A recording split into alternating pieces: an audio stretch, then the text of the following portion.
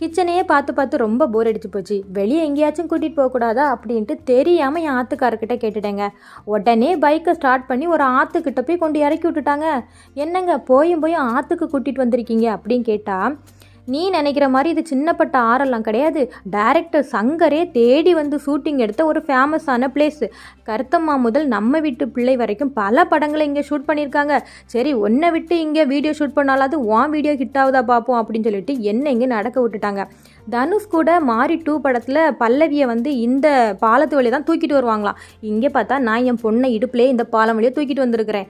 இந்த ஆறு எங்கே இருக்குது அப்படின்னா அம்பாசமுத்திரத்தில் கல்லடைக்குறிச்சி அப்படிங்கிற ஆறு தாங்க. இது பேருக்கு ஏற்ற மாதிரியே ஒரே கல்லாக தான் இருந்துச்சு. நிறைய பேர் குளிச்சு டைவ் அடித்து என்ஜாய் பண்ணிட்டு இருந்தாங்க.